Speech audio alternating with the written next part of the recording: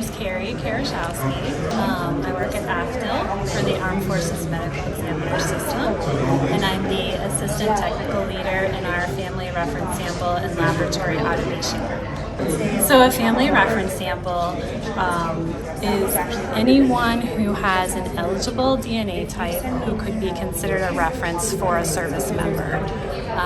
And there are 3 different types of DNA that we like to have on file for each service member if possible. And the family relationship chart here kind of illustrates the different types. And also who could be potential donors for that type of DNA. So we have what is called autosomal DNA. Those donors tend to be the closer relatives of the missing service members, such as siblings, parents, children. We also have mitochondrial DNA, and that is certain individuals on the maternal side of the service member. Mitochondrial DNA is passed from a mother to all of her offspring, but it's only passed through females. So even though someone may be on the maternal side of the family, they could potentially not also share the same mitochondrial DNA as the service member because of that link. So it is important to know specifically where they fall in the family tree. But as you can see, there are many different relatives who could be eligible for that type of DNA, and it can go very far out on the family tree, and also several generations.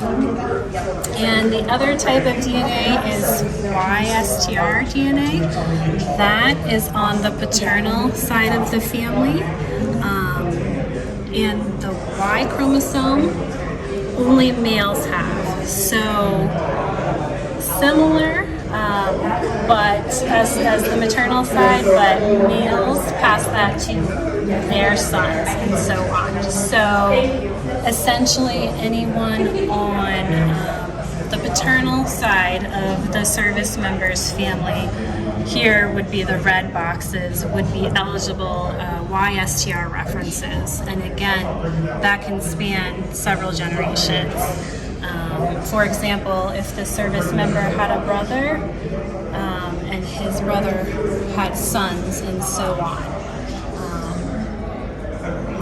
Actually, if a service member has a brother and we have his reference, a brother represents all 3 DNA types in one sample.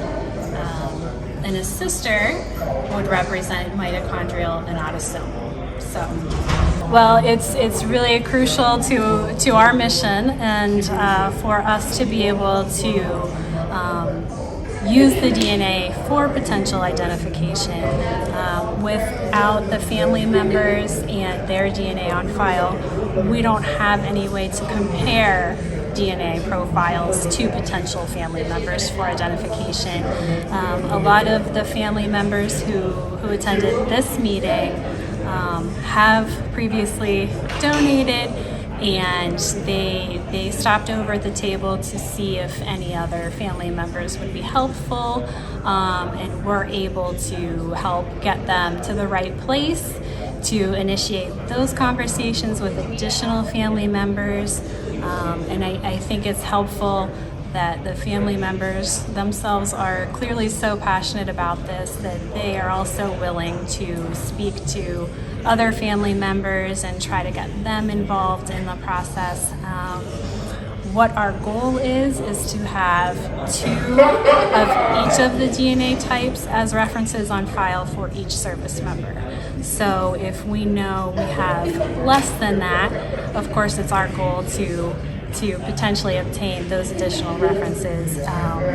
But we're happy to have as many references as are willing to provide samples because we know how meaningful it is for the family members and their participation in the process. So just as a specific example, on each side of the family tree, a great grandniece would share the same mitochondrial DNA profile as the missing service member. And that is because that type of DNA would have been passed through her mother, and then the service member's sister. So again, several generations out, we would still be able to draw the same potential connection to the service member as the sister's mitochondrial DNA profile and her daughter, and so on. They would all share the same mitochondrial DNA profile. Similarly, on the paternal side of the family, again, we're only talking that being passed through males. You could even have someone who is a first cousin once removed, and that individual has the same Ystr profile as the service member. And again, that's because he would share the same Ystr profile as his father, and his father, who is the service member's paternal uncle.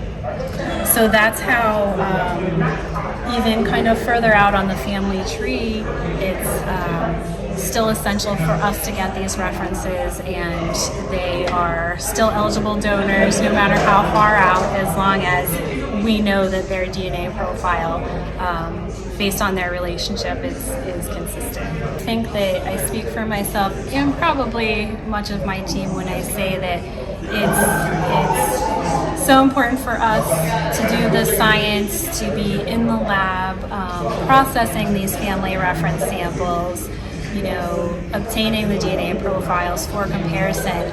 But it really brings things to a different level and more of a personal connection when we're able to also attend these meetings and put faces to those family members who are willing to donate. Hearing them graciously share their personal stories with us, I find that they often come to the table and thank us for what we do, but really without their contribution to the mission, it couldn't really come to fruition. And, we are really grateful to them and sharing their experiences with us and participating in the program and being so willing to reach out to other family members to help provide any additional information that we could need.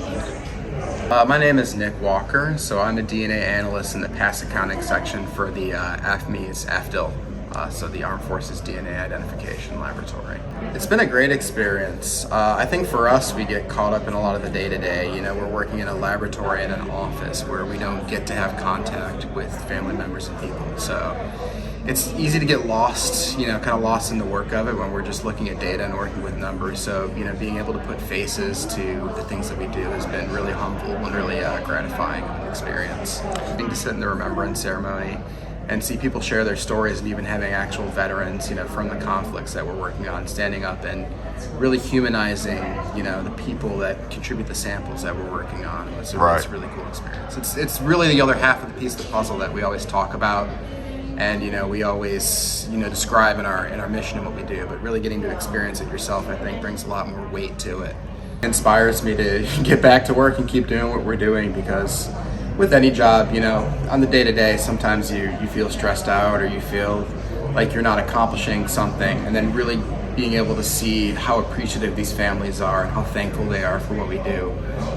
It's just a great feeling to that we're working on such a special mission and having such an impact for these people, bringing them closure. And any of as many family members as I'm able to meet, or as many stories as I'm able to get from all sorts of conflicts that we work on, it's really inspiring, and it's really kind of re-energized me to get back to work and keep doing what we're doing. So yeah, I'm just grateful to be a part of this mission.